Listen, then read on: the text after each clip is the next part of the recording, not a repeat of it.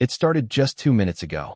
The alert flashed across every phone, every news feed, every palace correspondence monitor. The royal family confirms devastating news about Prince Harry.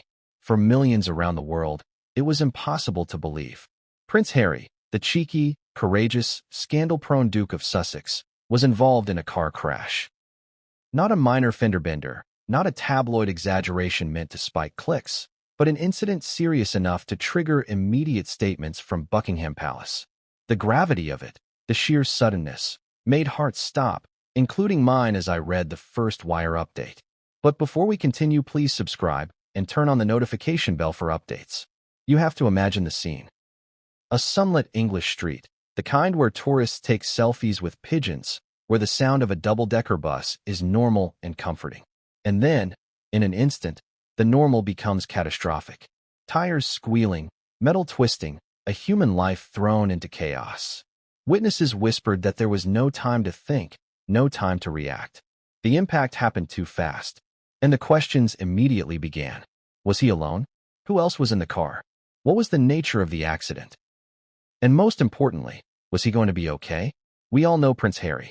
The public has watched him grow up in front of cameras, from cheeky toddler in a school uniform to international figure navigating wars, charity work, media scrutiny, and one of the most controversial exits in modern royal history. He survived scrutiny, scandal, and relentless media storms. But this wasn't about the press anymore. This was real life, real danger. And the royal family was officially acknowledging it. There's something about the way news hits when it involves someone like Harry. The world has a complicated relationship with him. Some see a rebellious prince fighting for independence. Others see a man who abandoned tradition, leaving a gaping hole in the monarchy's image. And yet, when disaster strikes, when the human element is undeniable, opinions fade, at least for a moment, and empathy takes over. That's why, within minutes of the alert, the internet exploded with concern, speculation, and horror. But here's the thing. The crash itself was only the surface. This story has layers, twists, and contradictions. Already, there were discrepancies in witness accounts. Some claimed to see a black Range Rover skid out of control. Others said it was a chauffeur-driven vehicle, moving as carefully as possible. Security footage, sources close to the palace whispered, showed conflicting timelines. And within minutes, anonymous insiders were leaking details that didn't match official statements. In other words, the narrative was already splitting into versions, each more shocking than the last. It is in this gray zone, between what happened and what is being told, where the real drama unfolds. The royal family's confirmation was deliberate, carefully worded. There was no sensationalism in their statement, no exaggeration.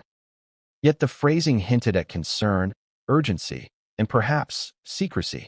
Phrases like incident requiring immediate attention and all necessary care is being provided were read by experts and journalists as a signal that this was far from routine.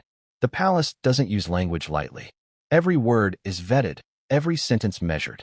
And when they release something as stark as this, people listen. Now, consider the timing. Why now?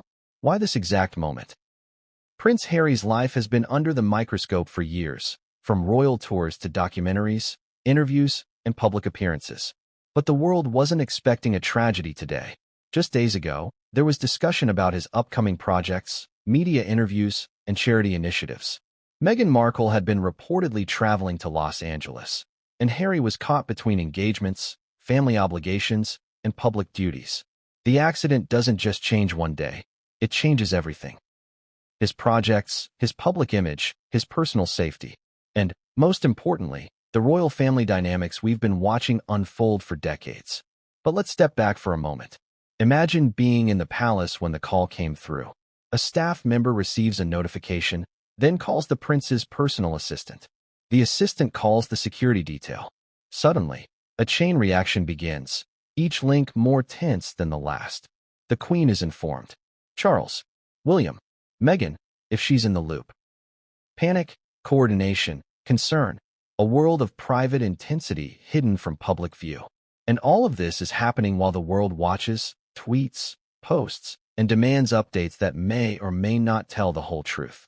The contrast between what the public sees and what the royals experience behind closed doors is almost unimaginable. And then there's the media frenzy. Within seconds, reporters were tweeting, live streaming, and breaking updates every few minutes. Social media became a living entity, a combination of panic, speculation, and fascination. What exactly happened? Was it an accident? A medical emergency leading to a crash? Or, as some conspiracy theories would predict in less rational moments, a targeted incident? The truth was murky, and yet everyone wanted clarity. And in that ambiguity, the story begins to spiral, each new detail creating more questions than answers. But here's the paradox. The more the palace tries to manage the narrative, the more intense the public fascination becomes. It's almost as if confirming any detail, even in the most controlled manner, only fans the flames. And in Harry's case, those flames are particularly intense. For decades, he's been a global figure, admired, criticized, analyzed, and dissected. Every choice he makes, every misstep, every triumph is magnified. And now, an accident, a real, tangible, life-threatening incident, thrusts him back into the spotlight in a way that no interview, photo, or press release could ever do. It's raw, immediate, terrifying. And in the public eye, we are all spectators, guessing, projecting, and reacting in real time. But perhaps the most compelling question of all is this. What happens next? How does a family bound by centuries of tradition navigate a crisis like this in an era where news travels faster than reality itself? How do you protect a life while managing perception, speculation, and global attention simultaneously? And more personally, how does Prince Harry himself process this? A man who has survived personal tragedy, intense scrutiny, and public controversy now faces a moment that no statement, no press release, and no media narrative can fully control. His agency, his decisions, his health, all hang in a delicate balance. And yet, even in the midst of this uncertainty, there are clues, whispers, and hints about what might be happening behind the scenes. Sources close to the palace, unnamed for obvious reasons, have already suggested that the situation is being handled with the utmost discretion. Teams of medical professionals, security experts, and advisors are in constant communication, making decisions that may never be publicly disclosed. But we do know this. Every moment counts, every decision matters, and the ramifications of those decisions will ripple outward for weeks, months, maybe even years. The world, meanwhile, waits. Social media speculation, live news feeds, and global commentary fill the void created by incomplete information. And in that void, stories are born.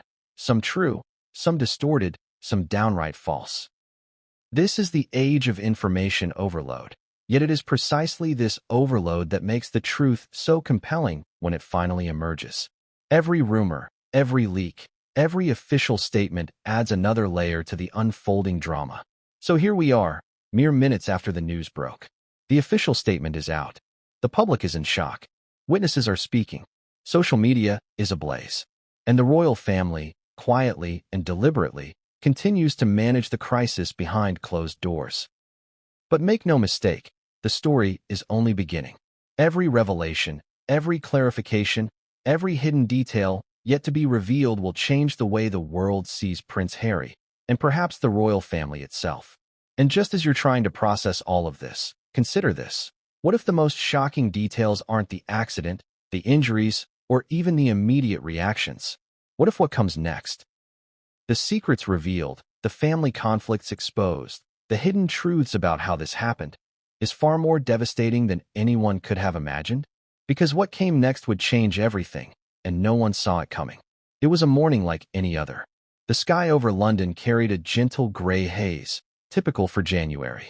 The streets were beginning to fill with commuters, taxis honking softly, the aroma of roasted coffee drifting from cafes. Life was ordinary, calm, predictable. And then, in a heartbeat, it wasn't.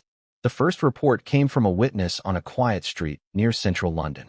A black vehicle, later confirmed to be associated with Prince Harry, appeared to lose control.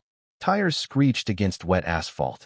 There was a metallic crunch that seemed impossibly loud, echoing against brick buildings, bouncing into nearby cafes and shops. People froze. Phones were lifted. Cameras recorded, but nothing could capture the moment's raw intensity. Those who saw it firsthand describe it as surreal. One woman said it felt like time had slowed. Everything happened at once, and yet in that moment, you could see every detail, she recalled. The car spun, hitting the curb. Glass shattered. And then, silence, before the screams started. Was it reckless driving? Mechanical failure? A collision caused by another vehicle? At first, it wasn't clear. Witnesses offered conflicting accounts. Some claimed the car had skidded on a patch of ice. Others swore the brakes had failed. And then there were those who mentioned a second vehicle, a shadowy black SUV that had disappeared before police arrived. Confusion spread like wildfire. Meanwhile, inside the vehicle, Prince Harry's world had been reduced to seconds. Sources close to the palace later confirmed he was alone, at least in terms of passengers. The chauffeur was reportedly handling the vehicle with the skill expected of someone trained for royalty-level emergencies. Yet, even skill and preparation can be rendered useless by split-second misfortune. The impact was swift. The car hit a small post, ricocheted slightly, and came to a halt against the side of a building. Airbags deployed. Shattering windows offered a fleeting glimpse of Harry inside, momentarily obscured by the white haze of safety mechanisms and the smell of burnt rubber. Emergency responders arrived within minutes. Although the initial response was chaotic due to London's traffic and the density of media already descending on the scene, people nearby recall the moment vividly. A barista from a nearby coffee shop told reporters, "I saw him slump forward. But it wasn't unconsciousness, it was shock. He was aware, trying to process what had just happened. And then the screams from outside drew me out." The accident's timing was particularly cruel. Harry had just been returning from a meeting, one that many speculate involved his upcoming media projects and philanthropic work. Within that car, he had been thinking about schedules, talking points, even the mundane realities of life far removed from royal pomp. And then, in a split second, everything changed. What happened next was a blur. First responders arrived, wearing reflective jackets, their radios crackling with coded messages. The police quickly cordoned off the area, trying to maintain a perimeter against an already gathering crowd of journalists and bystanders. Helicopters began circling overhead. Social media users had already spotted the flashing lights, live streaming from adjacent rooftops, while posts speculated wildly about the identity of the car's occupant. Inside the palace, the call had gone out instantly. Staff members who had been sipping tea and reviewing schedules were suddenly thrust into a crisis mode. Advisors coordinated with medical personnel. Security teams scrambled. Protocols written for centuries were now being executed in real time. And as reports flowed in, they didn't all match. Conflicting details, speculation, and half-truths had to be parsed instantly. A delicate balancing act between transparency and discretion. Meanwhile, in the streets, the public was reacting with a mixture of awe, fear, and curiosity. Londoners are accustomed to royal sightings, but this was unprecedented. One passerby said, "I've seen the royals in parades, on TV, everywhere. But this? You don't expect to see someone like Prince Harry in danger. Not like this. It's surreal." What made the situation even more tense were the contradictory witness accounts. Some insisted the vehicle had hit another car before losing control. Others insisted it had only struck a lamppost. And then there were those who mentioned something far stranger, a mysterious figure seen fleeing the scene before emergency crews arrived. Was it relevant? Was it coincidence? Or was there more here than meets the eye? The accident didn't just create a physical impact. It triggered waves of speculation, panic, and fear that spread across media networks within minutes. Journalists scrambled to confirm details. Social media exploded. Hashtags began trending, with users sharing videos, blurry photos, and their interpretations of events. Some accounts were accurate, others were sensationalized, inflating the severity of the crash in ways that would later prove misleading. Inside the vehicle, Prince Harry had a moment that was both terrifying and strangely surreal. He reportedly remained conscious, speaking briefly to emergency personnel. According to insiders, his first words were reportedly calm, even measured, despite the shock. "I'm okay. Just help me out." This juxtaposition, poised composure amid chaos, is part of what has defined him in the public eye for years. And yet, Even composure can only withstand so much. In the aftermath, paramedics had to carefully extract him from the vehicle. Every movement was deliberate.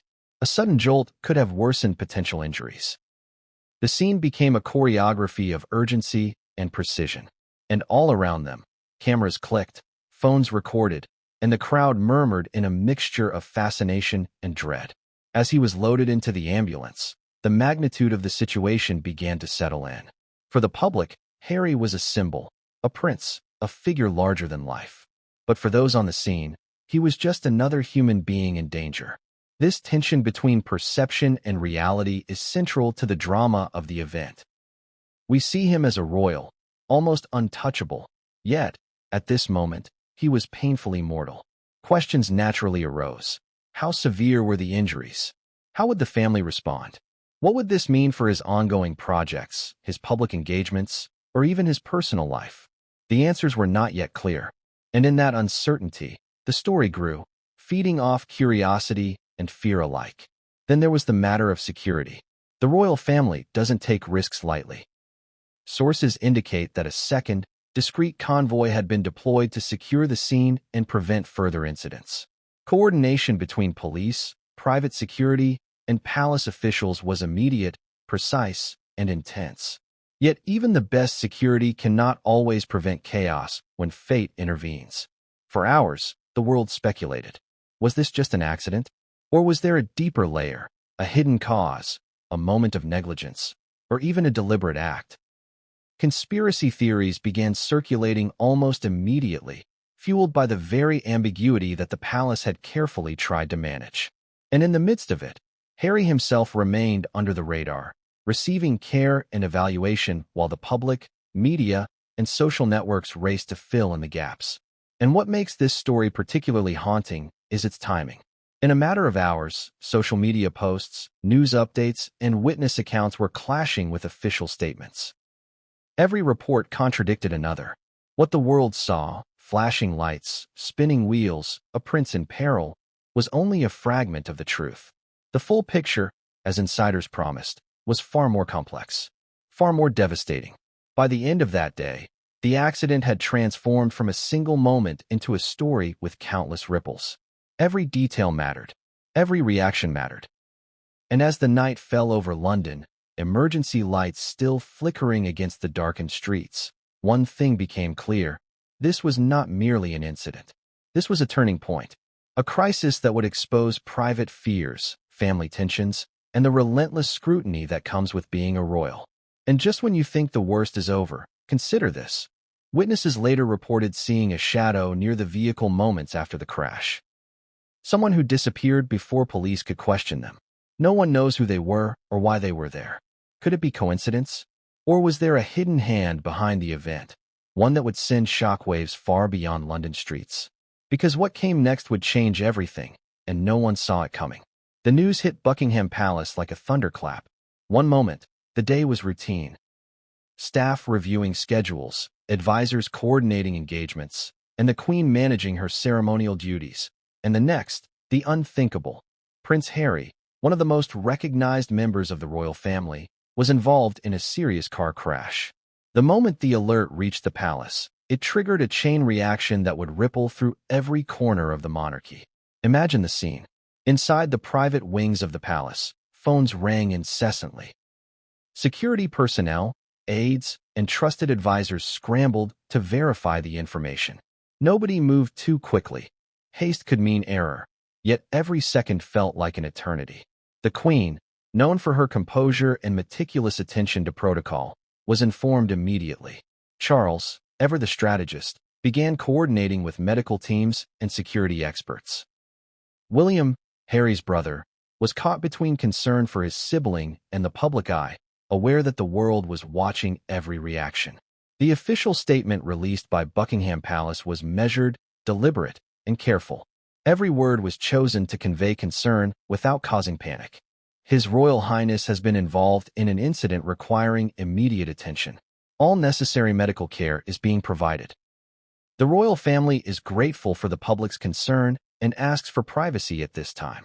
To the untrained eye, it might have seemed like a simple update, but insiders knew better. Every phrase carried layers of meaning. Immediate attention suggested urgency, potentially serious injury. All necessary medical care indicated that professionals were involved and that this wasn't a minor scrape. And the request for privacy, a staple in royal communication, hinted that the details were far from public. While the official statement was drafted, the palace went into crisis mode. Advisors coordinated with emergency teams, private security, and communication specialists. Every step, from transporting Harry to medical care to managing potential leaks, had to be calculated. A single misstep could lead to public panic or media speculation spiraling out of control. And yet, despite all preparation, chaos was unavoidable. The world outside the palace gates was hungry for details. Journalists called relentlessly, social media erupted with speculation, and rumors spread faster than confirmation. In the palace, staff filtered information, cross-checking every source, trying to separate truth from fiction. For the royals, this was more than a logistical challenge. It was a test of resilience, discretion, and composure.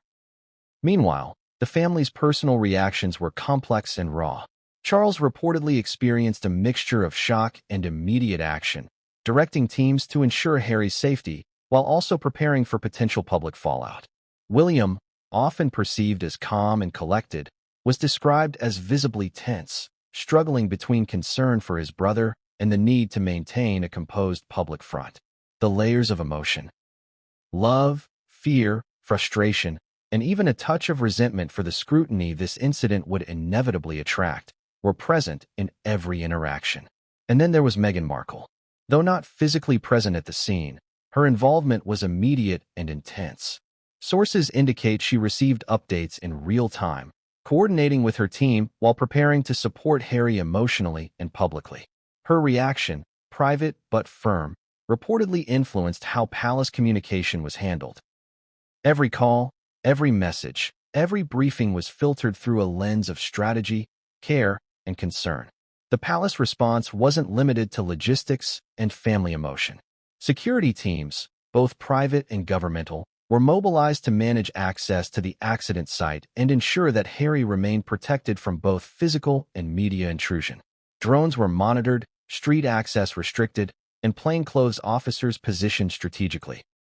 This was standard procedure for any royal emergency. Yet the intensity of media attention and public curiosity amplified every decision, every precaution, every moment of crisis. At the same time, internal staff faced pressure of a different kind. Some were handling medical logistics, others media management, while a few were tasked with monitoring online chatter. Every piece of information was scrutinized. Every rumor was logged. Every leak investigated. The palace has long been accustomed to secrecy, but even seasoned staff admitted that the speed and intensity of today's events exceeded anything they had experienced. Amid all this, questions swirled that nobody could answer definitively. How serious were Harry's injuries? What was his emotional state? How would this impact the family dynamic, already strained by recent public controversies?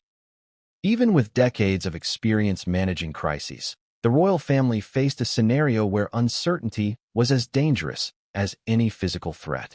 And then there was the issue of timing. The royal family had to balance compassion with optics. Public perception mattered, perhaps more than ever, because every word, every gesture, every silence would be scrutinized. The wrong statement could ignite media outrage or fan speculation. Yet, too little transparency risked feeding conspiracy theories. The delicate dance of disclosure and discretion had never felt more critical. What made this response particularly dramatic, insiders suggested, was the coordination between generations. The Queen, Charles, and William each had distinct approaches. The Queen relied on experience, calm deliberation, and adherence to protocol. Charles was strategic, coordinating communications, medical logistics, and security with precision. William was emotionally invested, balancing personal concern with public expectation. And Harry, the center of it all, was navigating the unknown from his hospital bed, surrounded by medical staff and advisors. At the same time, the palace was keenly aware of public sentiment. Social media was a storm of speculation, with millions commenting on every update, video clip, and rumor. The palace had to anticipate public reaction while protecting the privacy and dignity of those involved. It's a pressure few can understand, managing both human life and global perception simultaneously. By mid-afternoon, more details began to emerge, though the palace remained carefully opaque. Medical teams confirmed Harry was conscious and stable, but specifics were scarce. Advisors prepared for potential interviews, briefings, and statements, knowing the world demanded clarity, but also understanding that premature disclosure could be dangerous.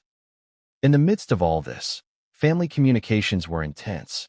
Private messages between Harry, William, Charles, and Meghan reportedly flew back and forth, some conveying urgency, others reassurance, and some frustration at the relentless media cycle. It's a side of royal life the public rarely sees: the human emotions, the sibling concern, the parental fear, and yet it's central to understanding the full scope of the crisis. And here's the kicker. Even in the middle of this carefully orchestrated response, contradictions were beginning to appear. Eyewitnesses described small discrepancies between what they saw and what official statements suggested. Social media users questioned timelines and details. Unnamed sources leaked bits of information that didn't align with the palace narrative. And every discrepancy, no matter how minor, added fuel to speculation and tension. It was in this tension that the true drama of the royal response revealed itself. The family was acting decisively, but the world only saw fragments, flashes of light, a statement, a headline. The private fear, the careful orchestration, the human vulnerability, all hidden behind a carefully constructed facade. And as the hours ticked by, the pressure intensified. Every move mattered. Every word mattered. Every pause mattered. And just when the palace seemed to have managed the first wave of the crisis, a new complication arose. One source, speaking anonymously, suggested that the accident was far more serious than public statements indicated. Details about the vehicle, the conditions, and even Harry's immediate condition were withheld. Why? Was it strategic? Was it protective? Or was there a deeper, more troubling reason for the secrecy? Because what came next? The decision that would shape public perception and possibly strain family relations further was about to be revealed. And no one, not even the most seasoned palace insiders, could have predicted the full impact. The moment the crash occurred, the world outside the palace gates transformed into a chaotic theater of urgency and speculation. Emergency teams converged on the scene with precision, yet the atmosphere was far from calm. Every second mattered. Every decision had consequences, and every eye, official, public, or media, was watching. First on the scene were the paramedics. Their arrival was measured but lightning fast. London's emergency services are trained for incidents of all kinds, yet the presence of a royal escalates everything. Protocols expanded, security became tighter, and every action was monitored in real time. Medical personnel, clad in reflective jackets, quickly assessed Prince Harry's condition. According to insiders, he remained conscious throughout the extraction but experienced visible shock. It's a human reaction that few expected to witness in a royal setting. A man who, to the public, seemed larger than life, now visibly vulnerable, fragile, and dependent on the expertise of others. Paramedics had to navigate obstacles, media drones hovering overhead, bystanders pressed against police barriers, and the car itself, damaged but still precariously positioned. Every movement required careful coordination. One wrong step could exacerbate injuries, compromise security, or provoke panic. The extraction process, which normally might take minutes, felt like an eternity to those waiting and watching. Witnesses described a surreal scene. Flashing lights, the hiss of hydraulic tools, the rustle of uniforms, and the quiet, determined presence of professionals who had dealt with emergencies countless times, yet never with this level of global attention. Meanwhile, the police faced a different kind of challenge.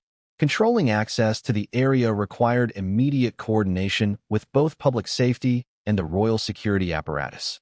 Roads were blocked, traffic diverted, and a perimeter established to keep both media and bystanders at a safe distance. Officers moved with efficiency, but even the best planning could not entirely contain the swarm of journalists and curious onlookers. And the media frenzy began in earnest. Within moments of the accident, Reporters were live on the scene, broadcasting every detail they could capture. News helicopters hovered overhead, their cameras scanning the damaged vehicle, flashing lights, and the surrounding crowd. Social media lit up with speculation, rumors, and viral posts, each more dramatic than the last. Twitter hashtags began trending globally within minutes, some purely factual, others wildly exaggerated. The story had gone from local incident to international sensation in the blink of an eye. Journalists scrambled to verify every detail, but the pace of the event made accuracy nearly impossible. Eyewitness accounts were conflicting, timelines were inconsistent, and initial reports sometimes contradicted palace statements. Some claimed Harry had suffered minor injuries. Others suggested a more serious medical emergency. Some said the crash involved another vehicle. Others insisted it was a single-car accident. The truth, hidden in the chaos, was elusive, and the public's curiosity intensified with each passing minute. Amid this chaos, private security teams worked tirelessly behind the scenes. Their goal: protect Prince Harry from both physical danger and media intrusion. They coordinated with the police, monitored rooftops for unauthorized observers, and ensured that no one could breach the emergency perimeter.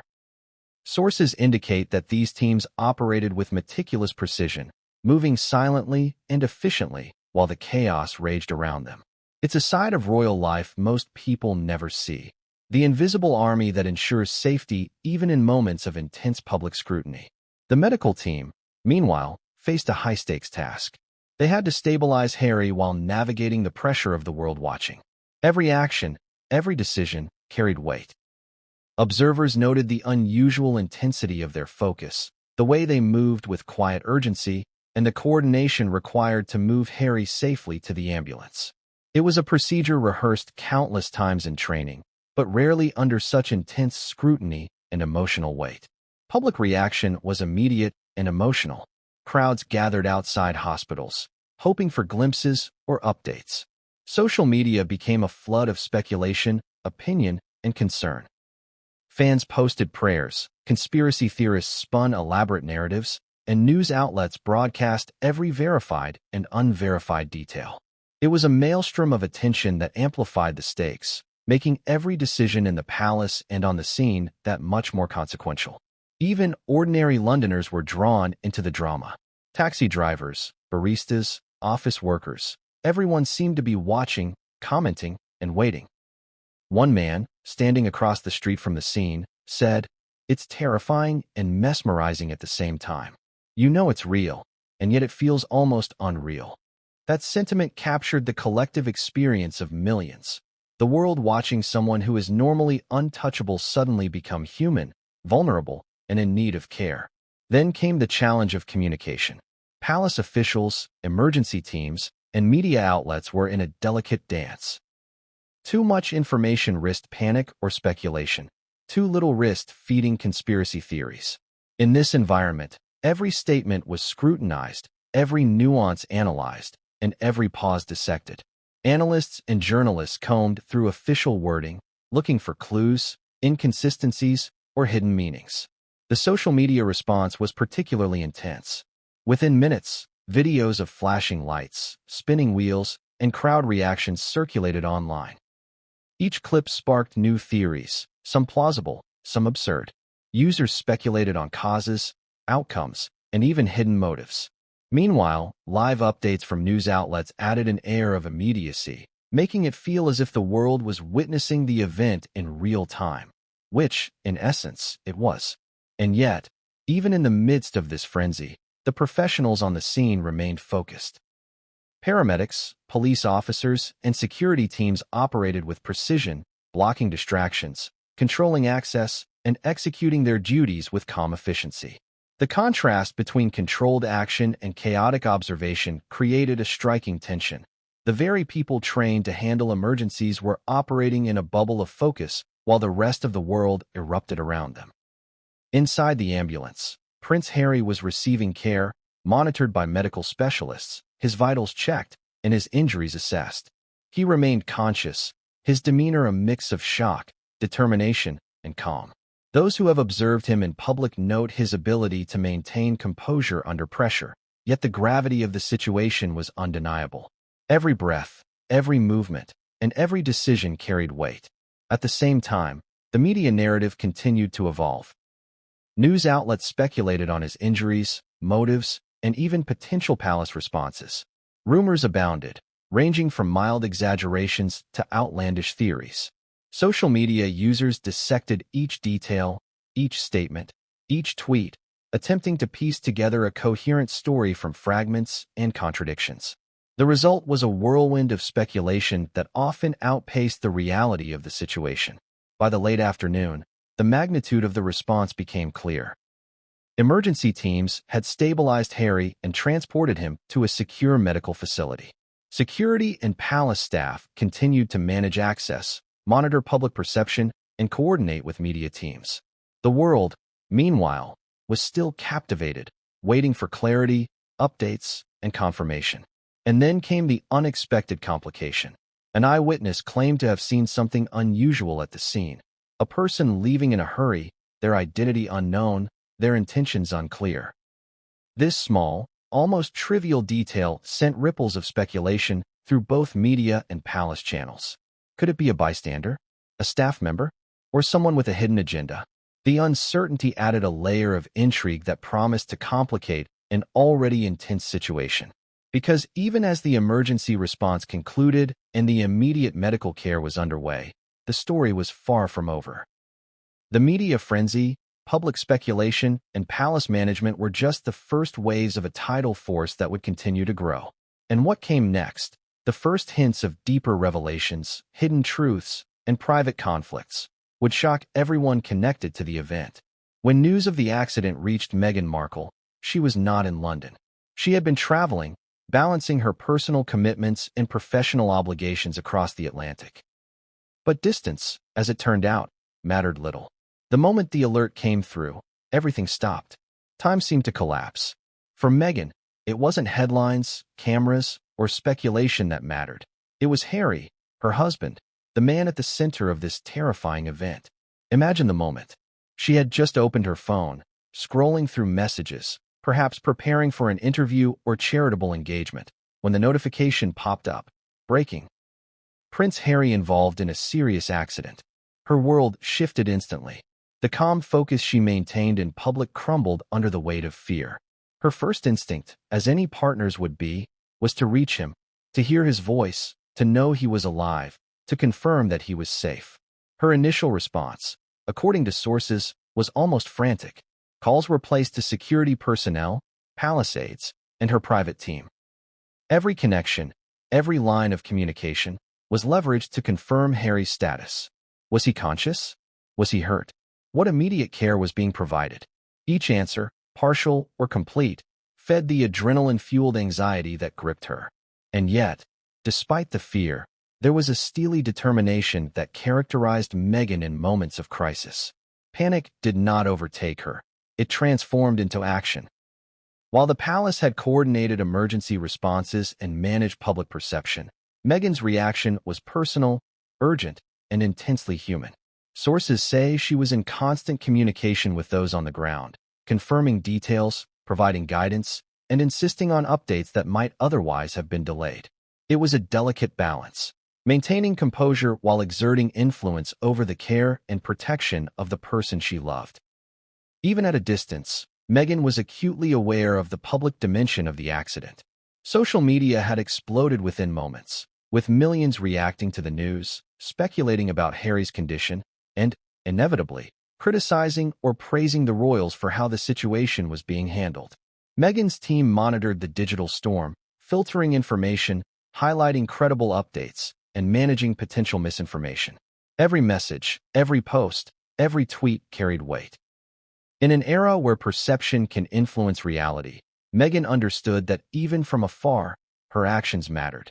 But more than logistics or media management, there was emotion. Meghan reportedly experienced a cascade of feelings: fear, anxiety, frustration, and determination.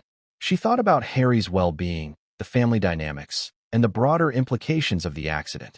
Was this just a random mishap, or were there deeper vulnerabilities exposed by the event?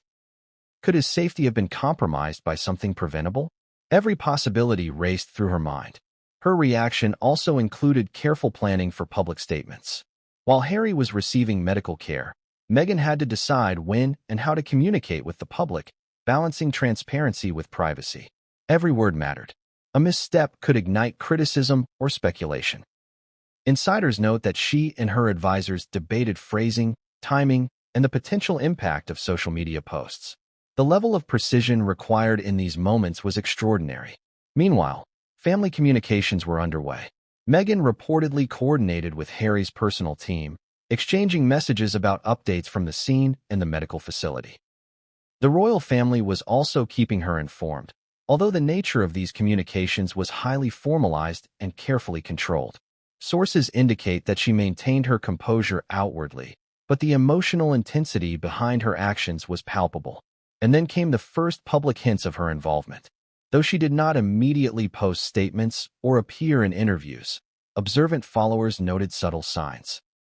Social media activity that suggested awareness, curated posts that acknowledged concern, and private communications that would eventually be shared selectively with the press.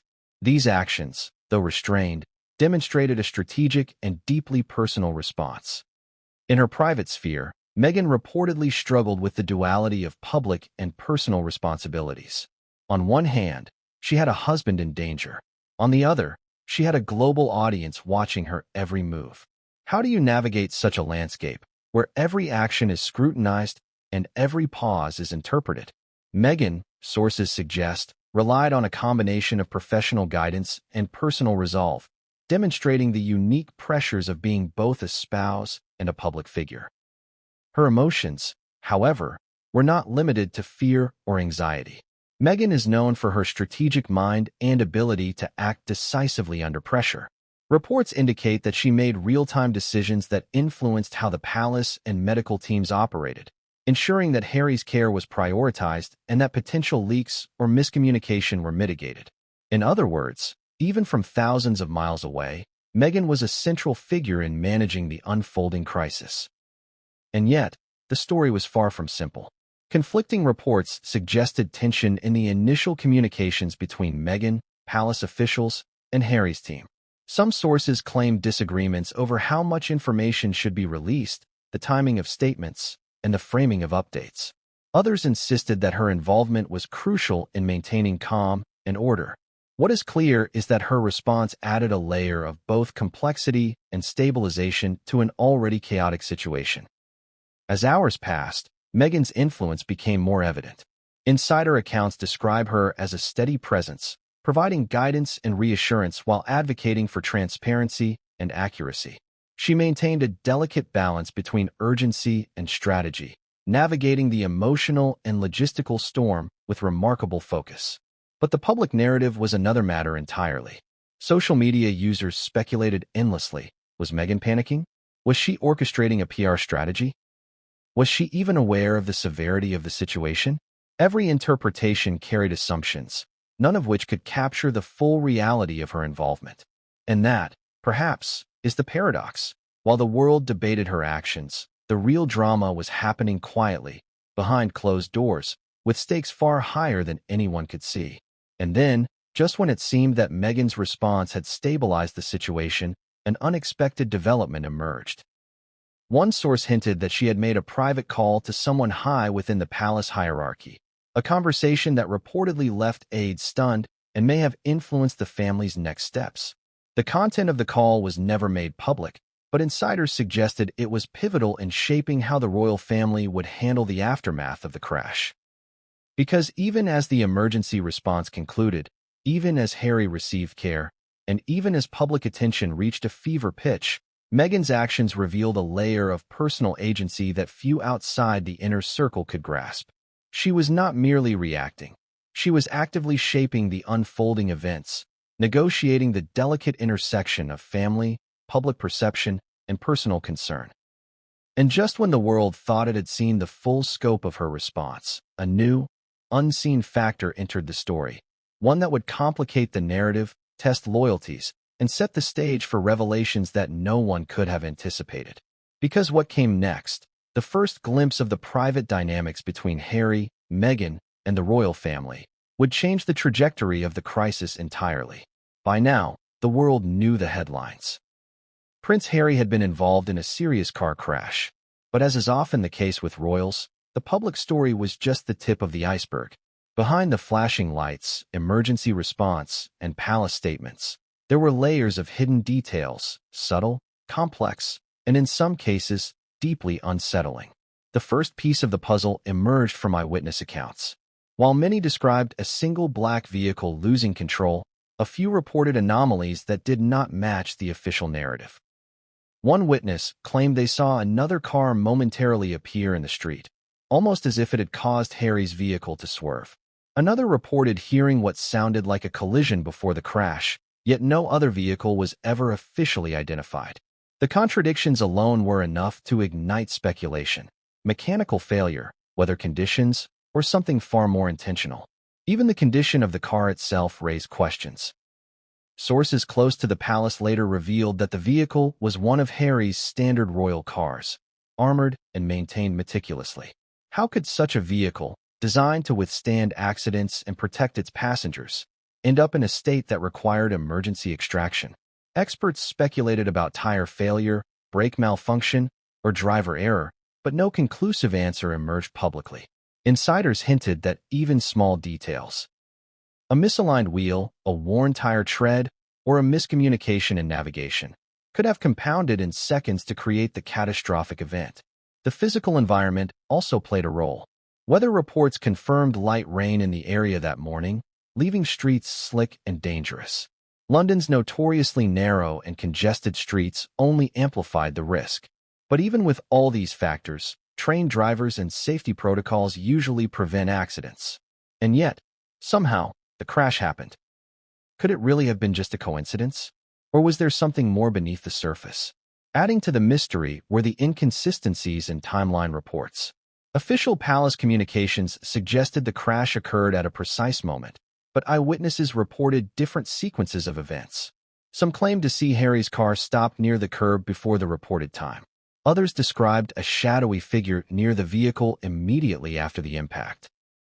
Someone who disappeared before emergency crews could question them. Was this person involved? Did they witness the accident?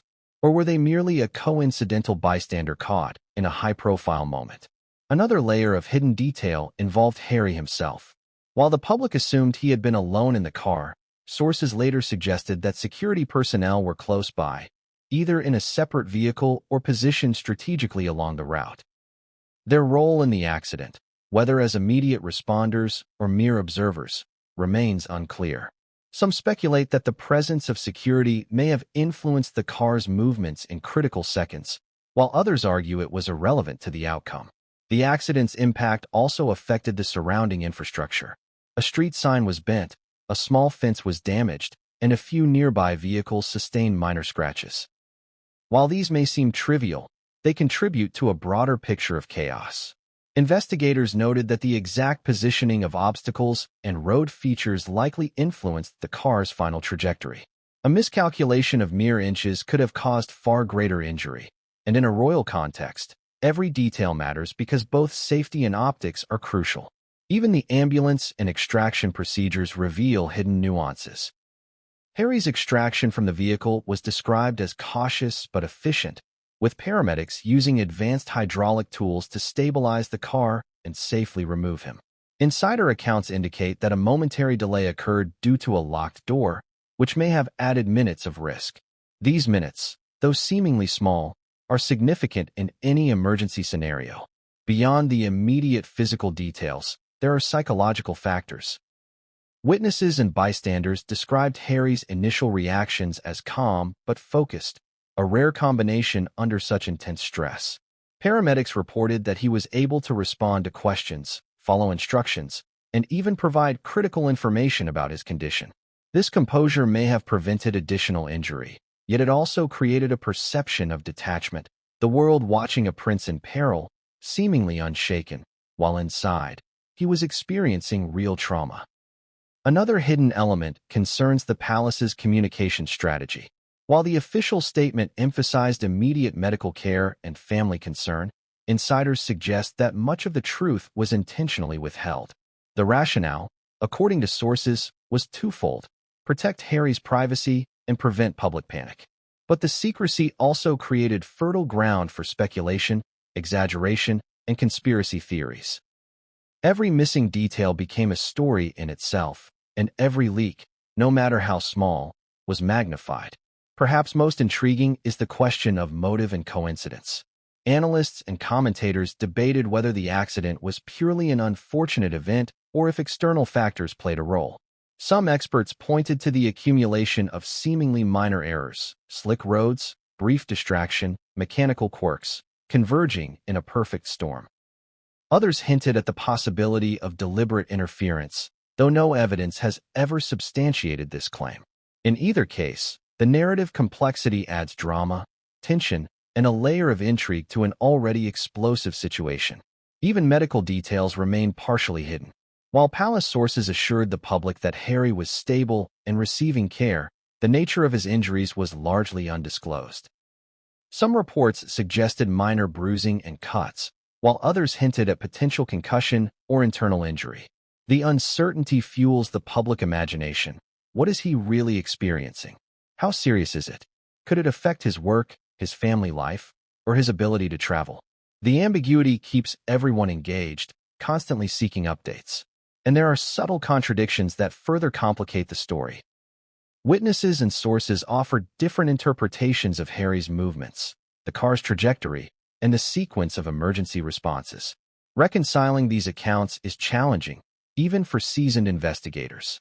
But it is precisely these contradictions, the gaps between perception and official narrative, that make the story compelling. Humans are drawn to ambiguity, to mystery, and to the possibility that there is more beneath the surface. Perhaps the most revealing hidden detail concerns timing. The accident, though sudden, occurred during a window when multiple parties could have influenced the outcome: medical, security, and even family advisors.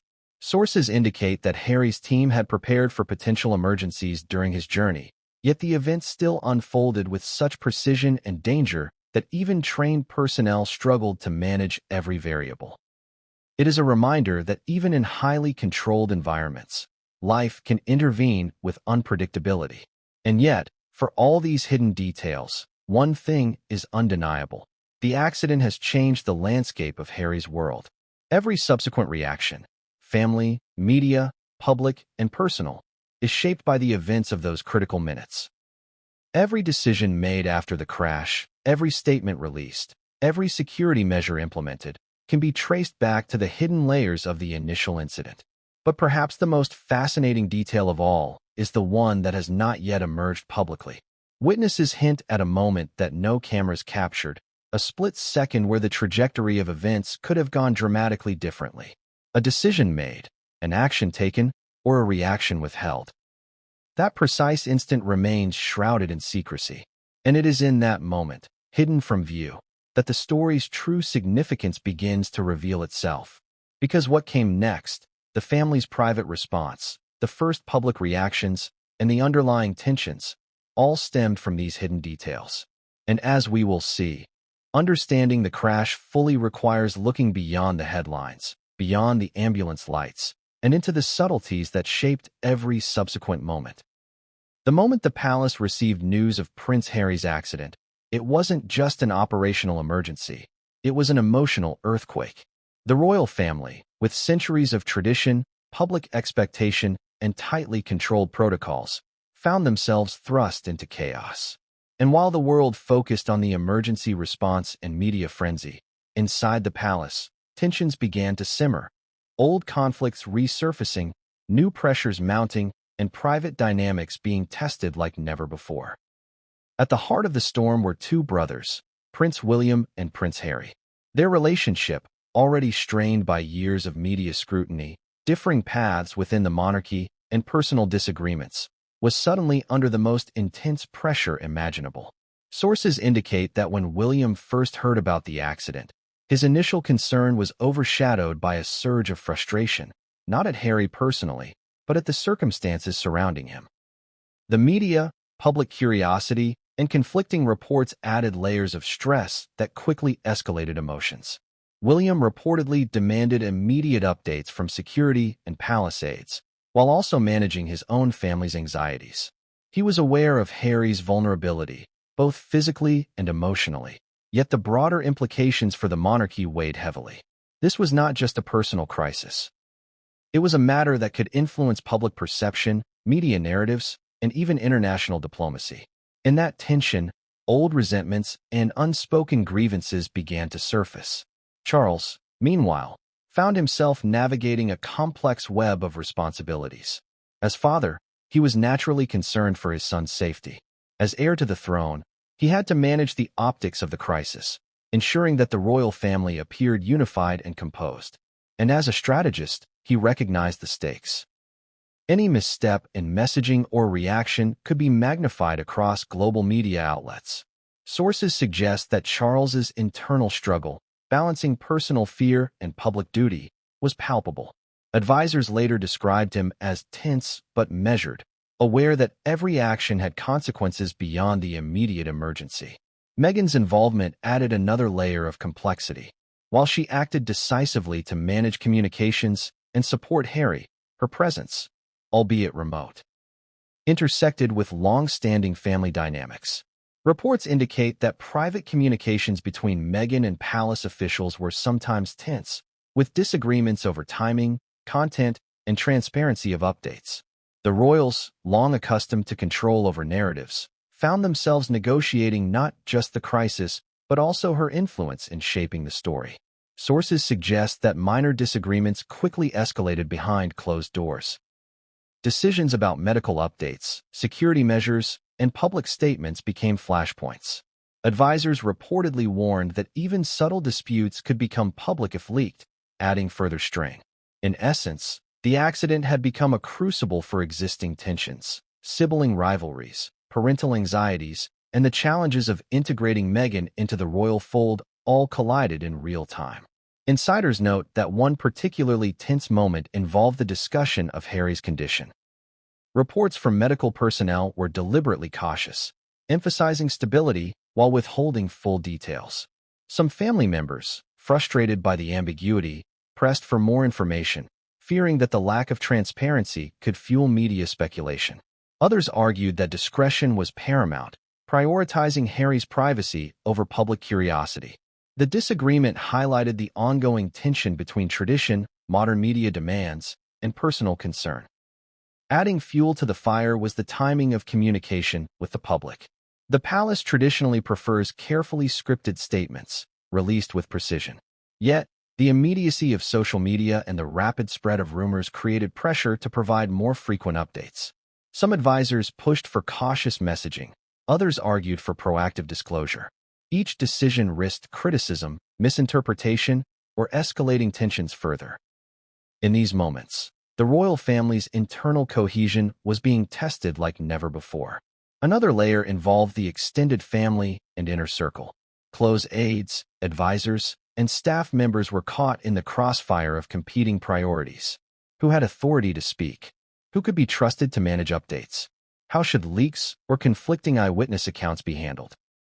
These questions, though operational on the surface, carried emotional weight, as loyalty, trust, and personal relationships were intertwined with every choice. The emotional stakes were intensified by the global spotlight. Millions of people, from journalists to fans, were watching every reaction, tweet, and statement. The royal family, accustomed to scrutiny, found that even minor lapses in composure could be amplified. Sources indicate that private arguments, raised voices, and terse exchanges occurred behind closed doors, moments that, if leaked, could dramatically shift public perception. And then there were the unspoken pressures. The accident, traumatic in itself, reignited discussions about past controversies, media treatment, and family disagreements. Harry's prior departure from active royal duties, the ongoing tension with William and Charles over public statements, and Meghan's influence in family matters all intersected, creating a volatile, emotional landscape. One insider described the scene as a pressure cooker, with every simmering issue bubbling to the surface. Even routine decisions, like coordinating medical care, arranging communications, or managing media access, became flashpoints. Each choice carried both practical and symbolic significance, reflecting loyalty, control, and influence. Some family members reportedly felt sidelined or frustrated, while others asserted authority in ways that increased tension. Perhaps most revealing were private discussions about accountability and perception. Who was responsible for the accident? Was it purely chance, human error, or something preventable? While palace officials insisted it was an accident, family conversations reportedly included heated debates over what precautions were taken, how risks were assessed, and whether protocols were followed appropriately. These discussions, while confidential, illustrate how even unintended events can trigger internal conflicts in high-stakes families. And yet, amidst the tension, there were moments of unity. Private sources indicate that despite disagreements, concern for Harry's well-being remained paramount. Brothers, parents, and spouse alike shared a deep desire for his safety, even if their methods and approaches differed. This delicate balance of conflict and compassion is a hallmark of complex family dynamics, intensified, of course, by the pressures of royalty and global attention. But just when it seemed the family could stabilize internally, an unexpected complication arose. A palace insider hinted that one member's public statement, carefully timed and drafted, unintentionally contradicted previous updates, reigniting tension behind the scenes. Advisors scrambled to manage the fallout, emphasizing that private disagreements could no longer be contained and might influence both public perception and Harry's recovery process. Because even as the immediate medical crisis was being managed, the internal pressures were building. The accident had exposed not just vulnerabilities in security and communication, but also deep emotional fissures, long-standing rivalries, and the precarious balance of trust within the royal family.